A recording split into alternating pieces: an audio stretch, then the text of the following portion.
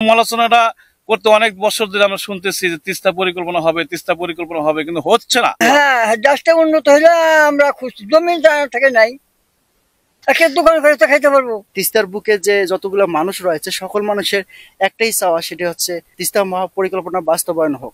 আমরা কি বলবো, আমরা তো ছোট্ট কাল থেকে শুনতেছি দোয়ানির ব্রিজ হবে, দোয়ানি না আবদা ছিল, আবদার ব্রিজ হবে। ছোট্টবেলা থেকে শুনতে শুনতে এখন বুড়া হয়ে গেছে গে, তার মধ্যে ব্রিজ হয়েছে। এখন আবার শুনতেছি বান হবে। এখন মহিলা যাওয়ার পরে আর আমাদের বাচ্চার কারণে যদি হয়। বন্ধুরা, স্বাগতম জানাচ্ছি নতুন আরেকটি ভিডিওতে। আজকে আমি চলে এসেছি তিস্তা। এই তিস্তা ব্রিজ থেকে শুরু হবে তিস্তা মহাপরিকল্পনা। আসলে এটি সত্যি না স্বপ্ন?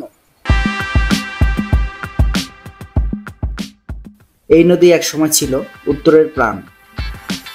আজ অনেক সময় সে শুধু বালু আর হাহাকার। আমরা এসেছি বাংলাদেশের উত্তরের জীবন রেখা তিস্তা নদী। এই তিস্তা নদীকে ঘিরে গড়ে ওঠা তিস্তা মহাপরিকল্পনার গল্প বলতে। বাংলাদেশের উত্তরে বিস্তীর্ণ জনপদের জীবনরেখা তিস্তা নদী। কখনো সে ভয়ঙ্কর, কখনো সে করুণ। বর্ষায় বন্যা, শীতে পানি শূন্যতা। বাস্তবতার মাঝেই গড়ে ওঠে তিস্তা পাড়ের মানুষের জীবন। নীলফামারী, রংপুর, লালমনিরহাট, কুড়িগ্রাম ও গাইবান্ধা এই 5 জেলায় সরাসরি উপকৃত হয় কথা এই প্রকল্প থেকে।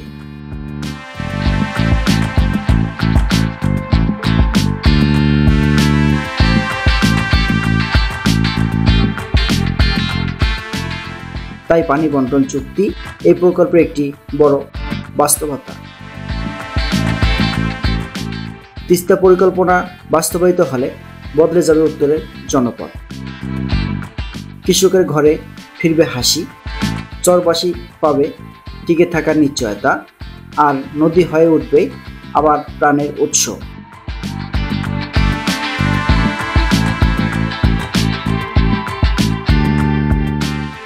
শুকনো মৌসুমে নদীর বুক ফাটে, জমি পানি না পেয়ে বসে থাকে কৃষক।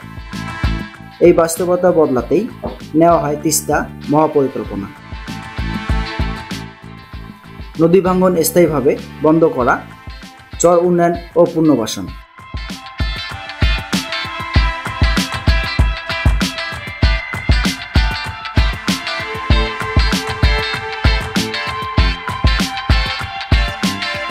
বন্ধুরা, আমি চলে এসেছি সেই তিস্তা নদীর পিছনে যে একটি চর রয়েছে। তিস্তা নদীর পিছনে মানে প্রথম চর, চলে এসেছি সেই চরে মানুষের যে আশা ভরসা তা আপনাদেরকে জানাবো।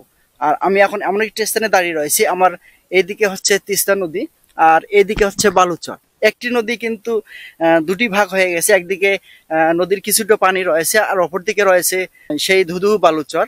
আর এই পাশে যে পানিটি রয়েছে সে পানিটি জায়গাটি হচ্ছে নীলফামারী জেলা ডোমার থানার অধীনে। আর আমার এই সাইডে যে বালুচরটি রয়েছে সেই বালুচরটি হচ্ছে লালমনিরহাট জেলা হাতীবান্ধা থানার অধীনে। আমি ঠিক 2 জেলার মাঝামাঝি স্থান ধরে হেঁটে যাচ্ছি সেই চরের উদ্দেশ্যে। বন্ধুরা, ততক্ষণেই আপনারা আমার ভিডিওটি দেখতে থাকুন। আর যারা আমার চ্যানেলটি সাবস্ক্রাইব করে রেখেছেন তাদেরকে অসংখ্য ধন্যবাদ জানাচ্ছি। আর যারা আমার চ্যানেলটি সাবস্ক্রাইব এখনো করেননি তারা যত দ্রুত পারেন চ্যানেলটি সাবস্ক্রাইব করে রাখুন। বন্ধুরা, অবশেষে চলে আসলাম সেই চরে, যে চরটি হচ্ছে তিস্তা নদীর একদম কাছাকাছি প্রথম চর বলা চলে। যে এই দুর্গম চরে রয়েছে দুটি বাড়ি, বিশাল একটি চরে এই চরে মাত্র 2টি বাড়ি রয়েছে। এই চরটি হচ্ছে ঠিক নদীর মাঝখানে অবস্থিত। যে তিস্তা মহাপরিকল্পনাটি রয়েছে, তিস্তা মহাপরিকল্পনাটি যদি হয়, মানে তারা আশায় বুক বেঁধে রয়েছে যে তিস্তা মহাপরিকল্পনা হবে।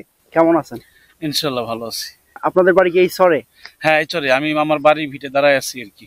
এটা আপনার বাড়ি ভিটে? এটা আমার বাড়ির ভিটে। বর্তমানে তো পুরো চর। হ্যাঁ, এটা পুরো চর। আমরা অনেকদিন থেকে শুনতেছি, প্রায় 4-5 বছর থেকে শুনতেছি যে আমাদের এই উত্তর অঞ্চলে যে তিস্তা নদীটি রয়েছে, তিস্তা নদীর মানে বুক চিরে এক ধরনের একটা মহাপরিকল্পনা চলছে।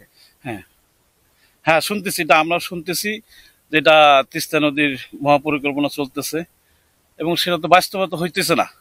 এটা হইলে আমাদের চর অঞ্চলে এটা হাজার হাজার বাড়িঘর বিভিন্ন জায়গায় চলে গেছে, ছিন্ন বিচ্ছিন্ন হয়ে গেছে। তাদের উপকার হইতো, আমাদের উপকার হইতো আর কি। আর তো সময় নেই, এখন তো নভেম্বর মাসের শেষের দিকে, ডিসেম্বর মাসের পরে নাকি জানুয়ারিতে কাজ শুরু হওয়ার কথা। তা আপনারা কতটুকু আগ্রহী এই কাজের জন্য? আমরা আশা করি যে কাজটা হোক, সরকার করুক, সরকার করলে আমাদের জন্য ভালো এবং সরকারের জন্য ভালো। সকলেই, হ্যাঁ, জনগণ, হাজার হাজার জনগণ এই অঞ্চলে তারা বাসিন্দার আবারও পুনরায় ফেরত আসবে। বিভিন্ন জায়গায় অস্থায়ীভাবে রয়ে গেছে। আমরা সরকারের কাছে আবেদন করি যে তারা এই কাজটা আমাদের দ্রুত, যত দ্রুত পারুক ওনারা করে দেখ। হ্যাঁ, এই সমালোচনাটা করতে অনেক বছর ধরে আমরা শুনতেছি যে তিস্তা পরিকল্পনা হবে, তিস্তা পরিকল্পনা হবে, কিন্তু হচ্ছে না। তা আমরা সরকারের কাছে আবেদন করি, আশা করি যে ওনারা আমাদের এই দ্রুত কাজটা করে দিবে। তাতে আপনারা কতটুকু খুশি হবেন? আমরা খুশি মানে কি, আমরা অসংখ্য অসংখ্য খুশি। অসংখ্য অসংখ্য হাজার হাজার লোক, এই অঞ্চলে কোটি কোটি লোক বিভিন্ন জায়গায় অসহায়ভাবে পড়ে আছে। শুধু খুশি না, আমরা আমরা শুধু খুশি না, মানে হাজার হাজার, আমরা যে সরকারি করুক তাদের জন্য আমরা হাজার হাজার ধন্যবাদ দিব তাকে আমরা।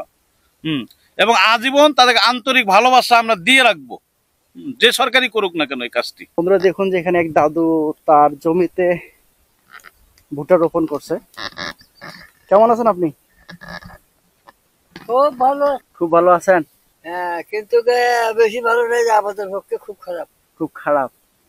তা এই দুই নদীর মাঝখানে কিন্তু আপনাদের এই চরটা, এই চরটার মধ্যে শুধু দুইটা বাড়ি দেখতেছি আমি। আগে একটা ছিল। আগে একটা ছিল? নদী কিন্তু ছিল না, নদী কিন্তু ওই যে বাসপুকুর ছিল। হ্যাঁ, কিন্তু এই বছর নদী এইখানে আসলো, আর সেইগুলো পূর্বর মাটি ছিল, এটা ভরপুর মাটি ছিল। ভরপুর মাটি ছিল, সেই মাটি ছিল। আর এই যে নদীতে আসার পরে যে বালা ফালাই দিল, এখন একবার বুনছি, পানি দিয়ে দিলাম, আবার আবার বোনা রাখতেছে। কি হবে না হবে সেটা আল্লাহ মাহবুব জানে। আমরা কি বলবো, আমরা তো ছোট্ট কাল থেকে শুনতেছি আবদা ছিল, আবদা ব্রিজ হবে, ব্রিজ হবে, ব্রিজ হবে। ছোট্টবেলা থেকে শুনতে শুনতে এখন বুড়া হয়ে গেছে গে, তার মধ্যে ব্রিজ হয়েছে। এখন আবার শুনতেছি বান হবে, বান হবে, বান হবে। এখন মরে যাওয়ার পরে আর আমাদের বাচ্চার কারণে যদি হয়। আপনারা আশা করেন না যে আগামী 1 মাস পরে সে কাজটা শুরু হোক? আশা করতে করতে তো বুড়াই হয়ে গেলাম, তাও তো হয় না। হইলে আমরা আমরা বাঁচবো। এখানে তো শোনা যাচ্ছে যে এখানে যদি কাজ হয় তাহলে নদীর দুই পাশে যে জায়গাটা রয়েছে সেই জায়গাটাতে বড় বড় কলকারখানা তৈরি করে দিবে, তাহলে কি আপনারা খুশি? হ্যাঁ, এরা উন্নত, দেশটা উন্নত যদি হয়, আমাদের জায়গা হোক, উন্নত হইলেই ভালো। আপনাদের কোনো আপত্তি নাই তো তাতে? না, উন্নত হইলে কোনো আবৃত্ত নাই, হোক উন্নত হোক। আসলে এই চরে মানুষের একমাত্র চাওয়া পাওয়া সেটা হচ্ছে তিস্তা মহাপরিকল্পনা। এই তিস্তা মহাপরিকল্পনাটি আমরা অনেকদিন থেকে শুনে আসতেছি, কিন্তু উত্তরবঙ্গের এই তিস্তা মহাপরিকল্পনাটি আজও হচ্ছে না। কিন্তু আজও হবে কি না জানি না। তবে সামনে যে 1 মাস রয়েছে, ডিসেম্বর মাস, এই ডিসেম্বর মাসটি পেরিয়ে গেলে সামনের মাসে আছে জানুয়ারি মাস। এই জানুয়ারি মাসে আমরা শুনতেছি যে তিস্তা মহাপরিকল্পনা কাজ শুরু হবে। তিস্তার বুকে যে যতগুলো মানুষ রয়েছে সকল মানুষের একটাই চাওয়া, সেটি হচ্ছে তিস্তা মহাপরিকল্পনা বাস্তবায়ন হোক। বন্ধুরা দেখুন যে এই তিস্তার বুকে শুধু রয়েছে দুটি বাড়ি, একটি বাড়ি পেছনে রেখে চলে এসেছি, এখন আরেকটি বাড়ি রয়েছে এই তিস্তার বুকে। এখন সেই বাড়িটি যাব এবং আপনাদেরকে দেখাবো। কেমন আছেন ভাই? আপনাদের বাড়ি এটা? একদম ধুধু বালুচরের মধ্যে আপনারা কিভাবে থাকেন এখানে? মোটামুটি 3 মাস। 3 মাস। নতুন বাড়ি করছেন এটা? হ্যাঁ, নতুন। আগে কই ছিল আপনাদের বাড়ি? আগে তো বাড়ি থেকে পারুলের ছেড়ে বাড়ি ছিল। পারুলিয়ার চরে? আর ওইখান থেকে আপনারা এদিকে যাচ্ছেন? এদিকে কতটুকু জমি আছে আপনাদের? ওই প্রায় 3 একর। 3 একর। সবগুলো তো ভুট্টা কাটছেন? ভুট্টা কিছু কাটছে, কিছু নদীর মধ্যে আছে।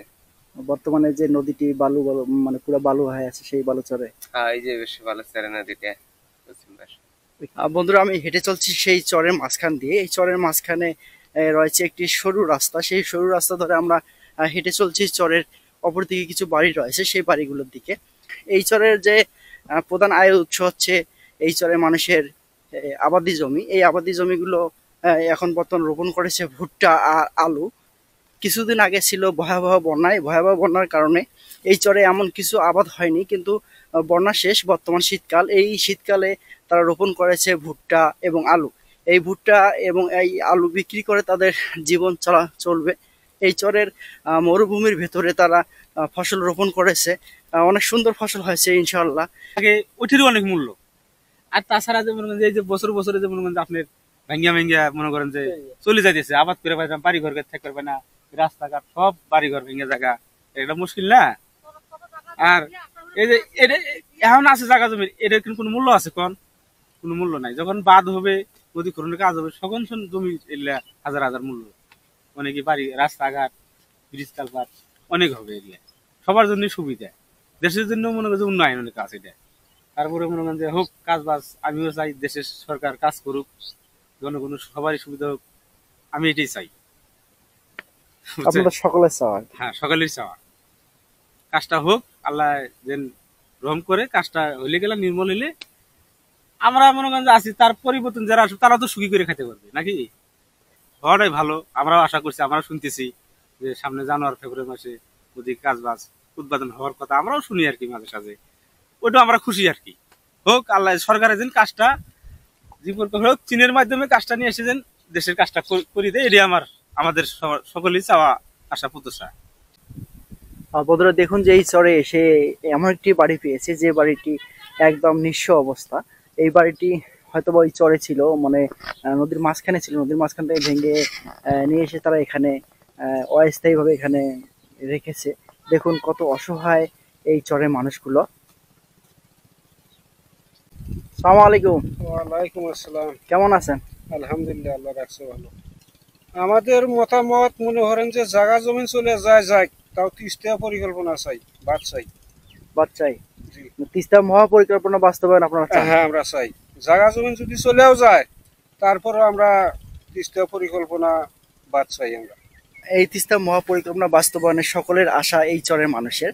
এই চরের মানুষের বলতে ভুল হবে, যে অত্র এলাকার যে এই তিস্তা নদীর বুকে যতগুলো চর রয়েছে, যতগুলো বাড়ি রয়েছে, তাদের সকলের আশা হচ্ছে এই তিস্তা মহাপরিকল্পনা বাস্তবায়ন হোক। বন্ধুরা, আমার এই ভিডিওটি আপনারা যত দ্রুত পারেন শেয়ার করে দেবেন এবং পাশে থাকা বেল আইকন বাটনটি অন করে রাখবেন এবং সাবস্ক্রাইব করতে ভুলবেন না। যত দ্রুত পারেন এই ভিডিওটি শেয়ার করে দিন, যাতে পরবর্তীতে 1 মাসের মাথায় মানে জানুয়ারির দিকে এই তিস্তা মহাপরিকল্পনা বাস্তবায়নটি বাস্তব হবে এবং এই চরের মানুষের হাসি মুখ দেখবে। বন্ধুরা, ততক্ষণে ভালো থাকুন, সুস্থ থাকুন। আল্লাহ হাফেজ। দেখা হবে পরবর্তী নতুন ভিডিওতে। ততক্ষণে নিজের শরীরকে সুস্থ রাখার চেষ্টা করুন।